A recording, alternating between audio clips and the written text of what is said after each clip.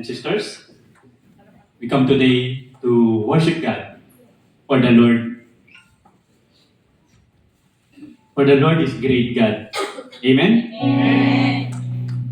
So, before we start our worship day, meron pa tayong mga new faces. Meron. So welcome po sa Peace Singapore or Church Sunday. So, hopefully, every Sunday, mag-meet po tayo dito, no? And since today is our worship day, we don't follow our regular flow ng program natin. Medyo iba natin. So, we change the flow para mas mapil natin yung solemnity ng gathering natin. So, instead of sa last part yung ating love offering, we do it now during our fellowship. So, we have our love offering envelope sa ating mga seats.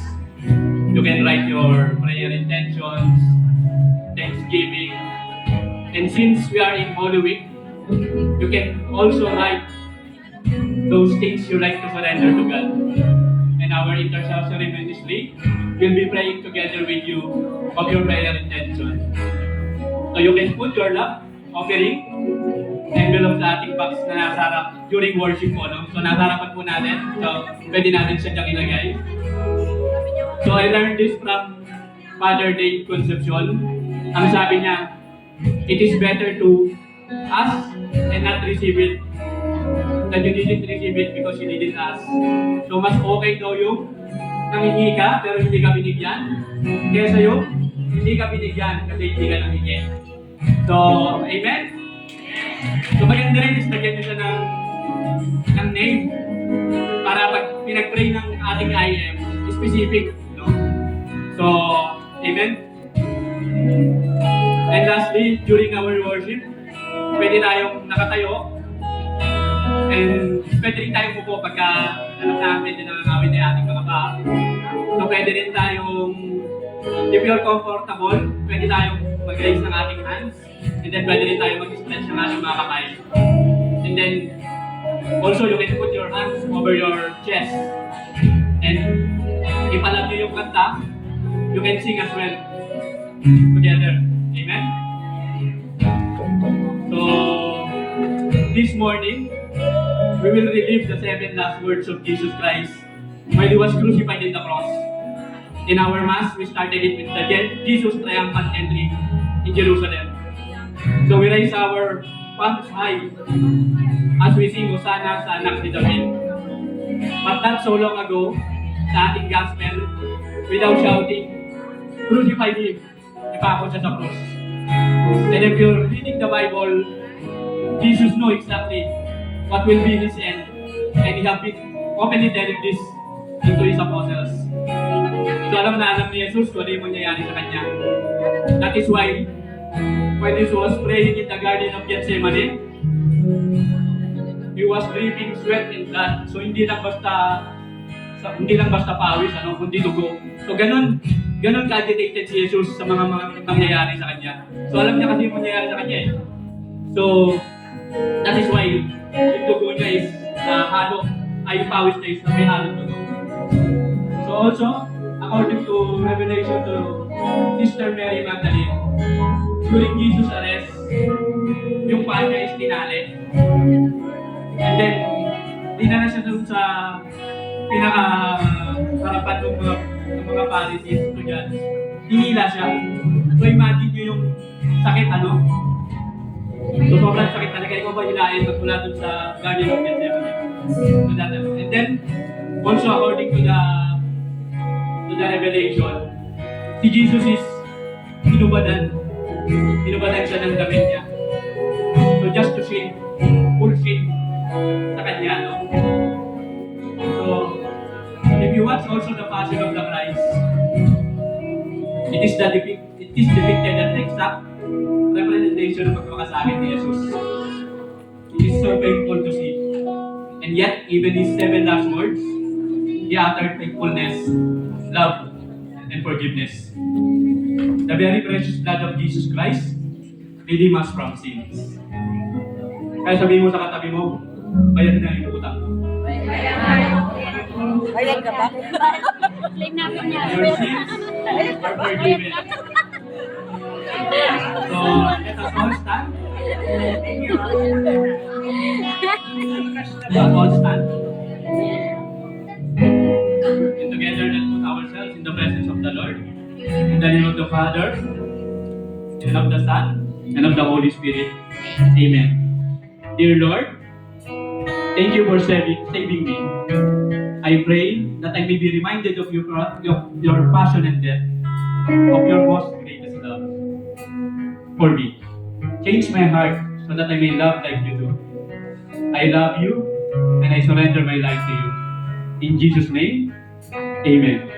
Brothers and sisters, let us immerse ourselves and together let us worship our The first 7 last words of Jesus on the cross.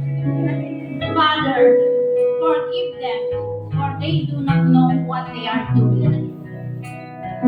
The first of the 7 sayings of Jesus shows that iniisip niya ang ibang tao until the end of his life. Kahit experiencing a mortal pain of crucifixion, he was praying for other people who caused his suffering. He came to earth with purpose of forgiving sinners. He is dying for us in the cross.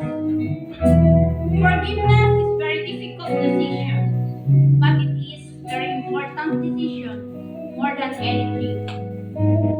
Jesus is calling us and God teaching us a moral in prayer. Before we forgive, we have to do it in prayer. Because prayer is the first step of forgiveness. Jesus is calling us to leave behind our regrets and mistakes. And Jesus is teaching us to forgive everyone. No matter what life, no matter what they did to us. Because we are forgiven to our actions of our sins. Let us come to the altar in the name of the Father.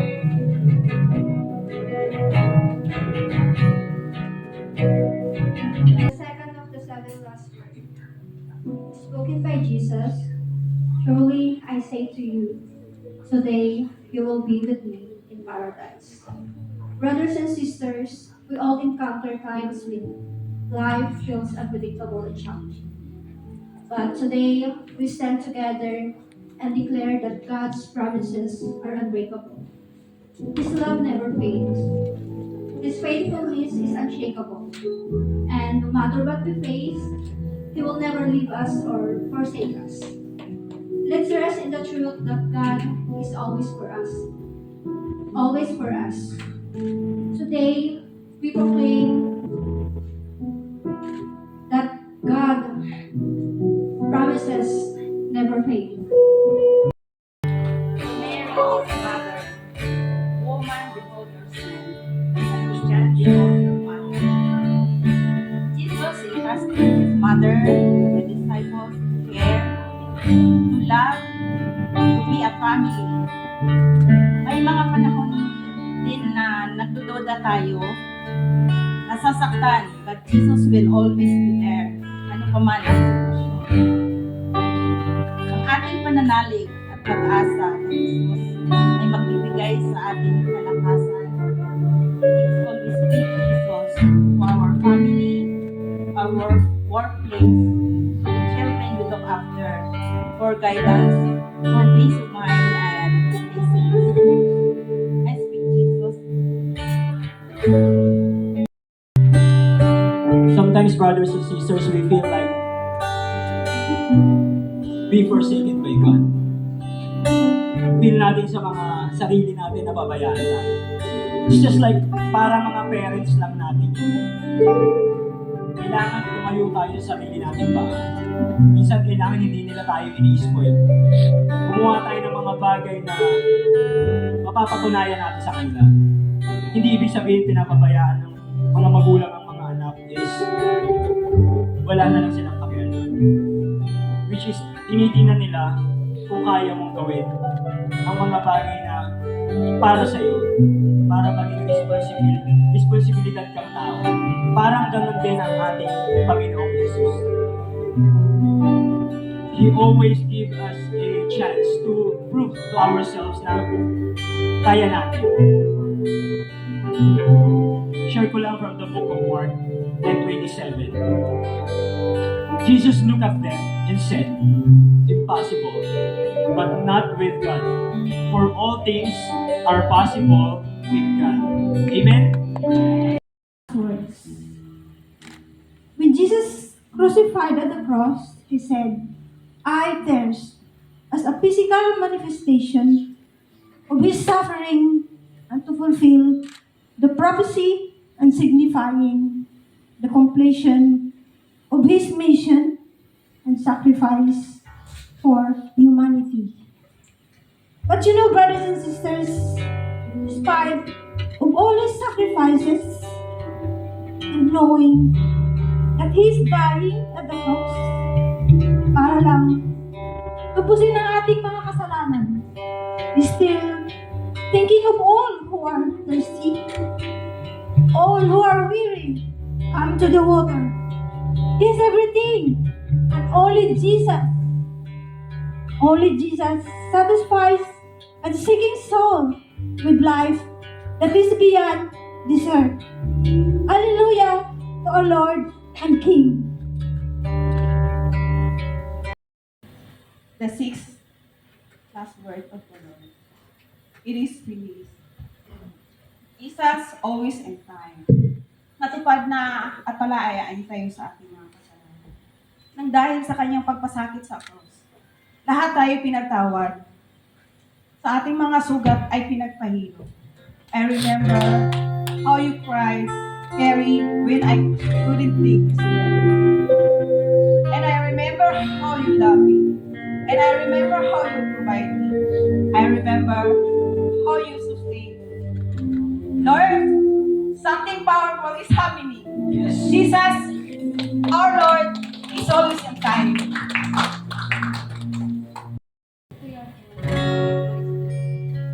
The last words spoken by Jesus. Father, into your hands I commit your spirit. Brother and sister, today I stand in the presence of our healer, the one who knows what is broken and restored by truth. Whatever of pain, heartache, or struggle, Mary, you know that God sees you. He longer restored you completely. Let's lift our voices with faith and expect His healing power and touch every part of our life. He is ready to make our whole again. Brothers and sisters, today worship, so many things that open up my eyes. The cross. Sometimes when we assign or people gave us a task, parang ang hirap niyan. Brothers and sisters, today worship, I'm amazed what the Peace Orchard Sunday, the cross that gave us 7 years ago. Our worship leader merged to us. Sila na po ang worship leader natin sa Peace Orchard Sunday. Yung mga sinasabing nakatambay sa nating klase. And that cross, sino yung nasa cross? Jesus died for us. Alam niyo yung pagkamatay ni Cristo sa cross in 1 Corinthians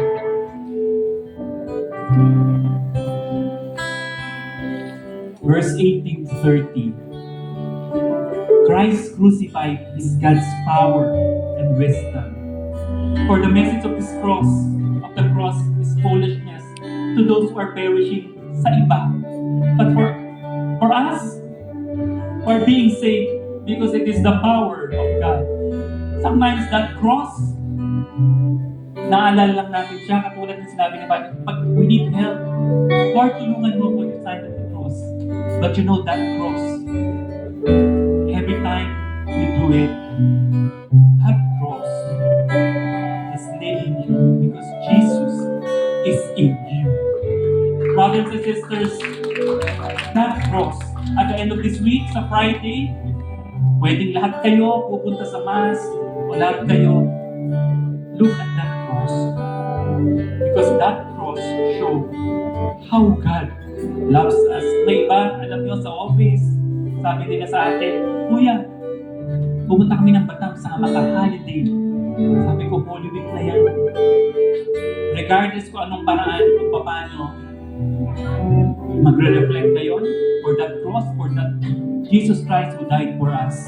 Remember, once a year lang ang binigay sa atin ng Diyos para mag-isip, mag-reflect kung paano siya namatay at para sa atin.